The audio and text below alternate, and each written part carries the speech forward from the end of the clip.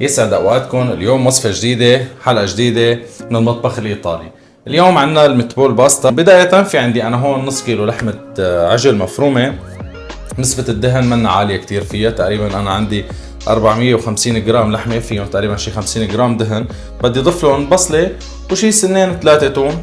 هلا بداية رح ناخد بصلة نفرمها ناعم ونحطها مع اللحمة بهالشكل هيدا.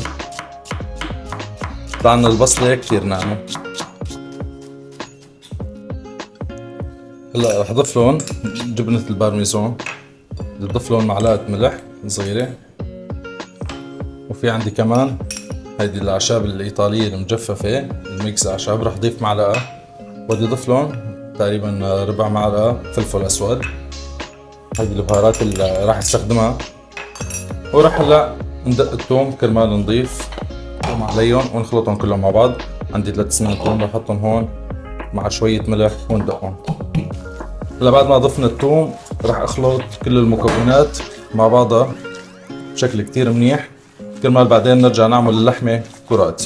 راح اعملهم بهالحجم هيدا، تقريبا حجم القطعة شي 20 جرام. هيدا القياس. هلا نعمل كمان وحدة نفرجيكم اياها هيك تنعمل كل الكمية اللي عنا.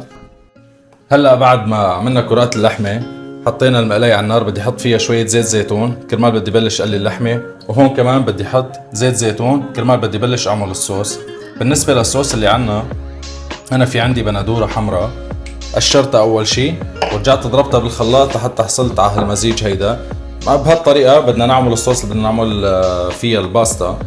هلا اول شي بدي اقطع بصل، بدي احط معه ثوم. وهلا انا عم اسلق باستا، راح اخذ شوي من المي تبعها كرمال نستخدمها بالصوص.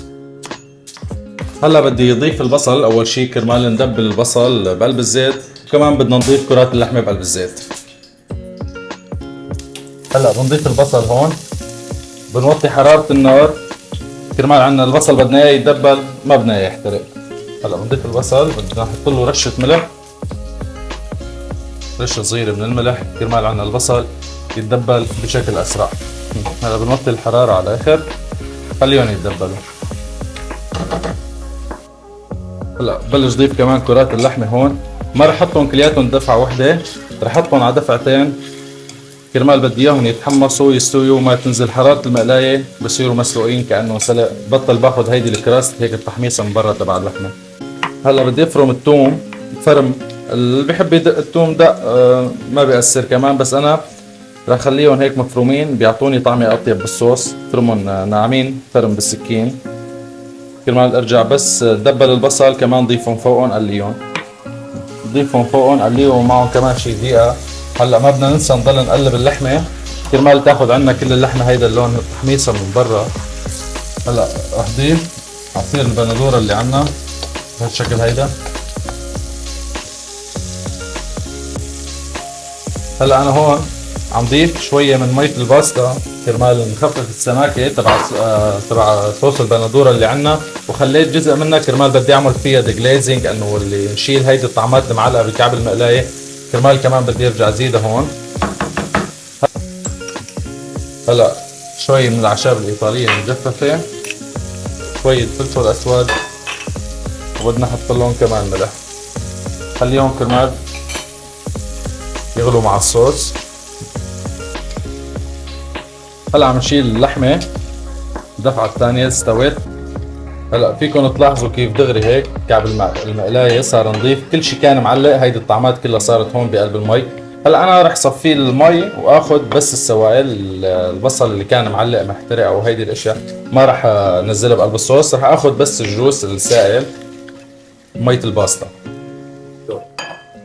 هلا بدي اضيف لهم معلقة صغيرة من معجون الطماطم. هلا هو كان يفضل نضيفها اول شي كرمال نقليها مع البصل والثوم، بس حتى ضفناها هلا ما بيأثر. وراح ضيف كمان مية الباستا اللي طلعناها من المقلاية اللي كنا عم نعمل فيها اللحمة. وكمان حضيف هلا كل المكونات. هلا راح ضيف اللحمة هي والسوائل اللي طلعت منها. بدي خلي اللحمة بقلب الصوص تقريبا شي دقيقتين 3 تيتسبكوا كلهم مع بعضهم، ونرجع بنضيف الباستا وبنقدمها مع بعض. راح ضيف الباستا المسلوقة اللي عنا. هلا راح ناخد شوية باستا مع قطعة لحمة كرمال ندوقها. هلا راح ندوق. لازم تجربوها انتو وتدوقوا لتحسوا بالشي اللي انا حسيته هلا. اطيب مكبور باستا ممكن تاكلوها. هلا زينهم بشوية حبق فريش. هلا بارميزون بنضيف نحن على قد ما بنحب. هلا هيك بنكون خلصنا وصفتنا، بتمنى تكون نالت اعجابكم. بصحتين وهنا.